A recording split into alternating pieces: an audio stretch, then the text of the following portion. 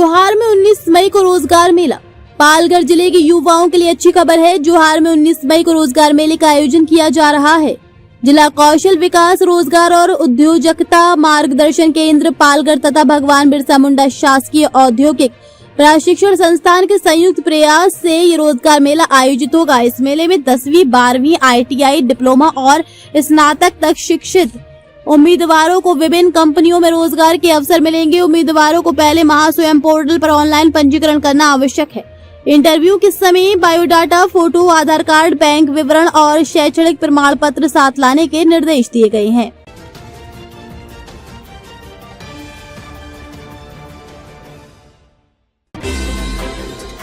बनावटी प्रमाण पत्र के कारण सेवा समाप्त। पालघर जिले से एक महत्वपूर्ण खबर सामने आई है। नकली दिव्यांग प्रमाण पत्र का उपयोग करने के मामले में जिला परिषद प्रशासन ने कड़ी कार्रवाई की है। रूपाली टेंगले नाम की कर्मचारी पर आरोप है कि उन्होंने नौकरी प्राप्त करने के लिए फर्जी दिव्यांग प्रमाण पत्र जमा किया था। जांच के दौरान प्रमाण पत्र संदिग्ध पाया गया और इसकी पुष्टि के बाद जिला परिषद ने तुरंत उनकी सेवा समाप्त कर दी।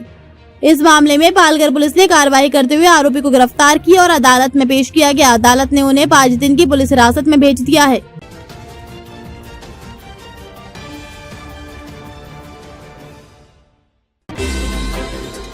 शेरगांव में घर फोड़ चोरी, लाखों का सामान गायब। पालघर जिले के शेरगांव क्षेत्र में चोरी की एक बड़ी घटना सामने आई है। अज्ञात चोरों ने बंद घर को निशाना बनाते हुए लाखों रुपए के सोने, चांदी के आभूषण और नकदी पर हाथ साफ कर दिया। जानकारी के अनुसार घर के मालिक बाहर गए हुए थे। इसी दौरान चोरों ने दरवाजे का ताला तोड़कर घर में प्रवेश किया और अलमारी में रखे कीमती सामान चोरी कर फरार हो गए। घटना की जानकारी मिलते ही पुलिस मौके पर पहुंची और पंचनामा किया। पुलिस ने मामला दर्ज कर आसपास के CCTV फुटेज खंगालना शुरू कर दिया है।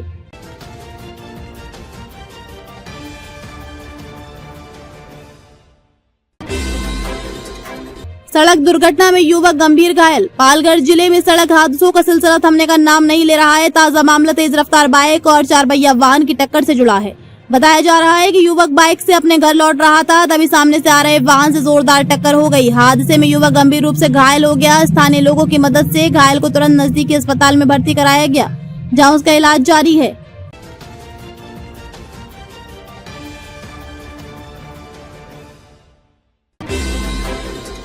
कमिश्नर बोले 70% नालों की सफाई पूरी। बीजेपी ने बताया झूठा दावा। वसई विरार शहर में नालों की सफाई को लेकर राजनीतिक विवाद शुरू हो गया है। नगर निगम कमिश्नर ने दावा किया है कि शहर के लगभग 70% नालों की सफाई पूरी कर ली गई है और मानसून से पहले सभी नालों की सफाई पूरी कर दी जाएगी। हालांकि इस दावे को भारतीय जनता पार्टी ने गलत बताते हुए कहा है कि वास्तव में सिर्फ 20% नालों की ही सफाई हुई है। पार्टी नेताओं का आरोप है कि कई क्षेत्रों में अब तक सफाई कार्य शुरू भी नहीं हुआ है।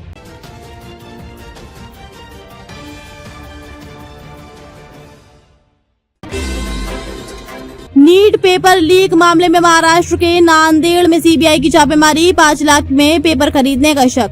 नीट UG 2026 पेपर लीक मामले की जांच अब महाराष्ट्र के नांदेड़ तक पहुंच गई है। CBI ने एक परिवार के घर पर छापा मारा, जिस पर अपनी बेटी के लिए 5 लाख रुपए में लीक हुआ पेपर खरीदने का संदेह है।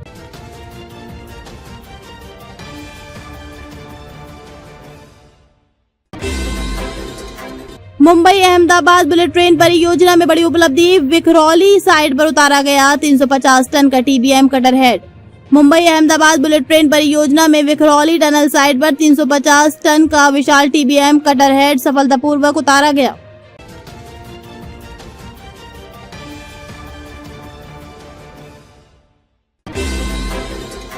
महाराष्ट्र में ज्वेलरी व्यापारी से ठगी। ठगों ने ऐसे ऐंठे 14 लाख रुपए।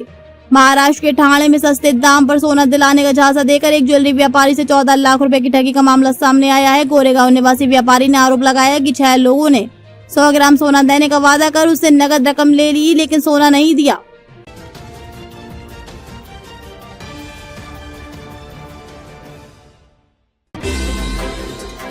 महाराष्ट्र में सियासी हलचल तेज। 16 विधान परिषद की सीटों के लिए चुनाव का ऐलान, जाने पूरा शेड्यूल।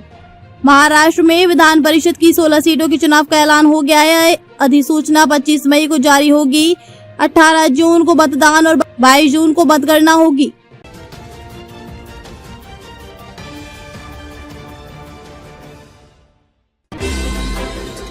केरल शपथ ग्रहण से पहले ही रमेश चेन्नीथला ने ठोक दिया था गृह मंत्री पर दावा।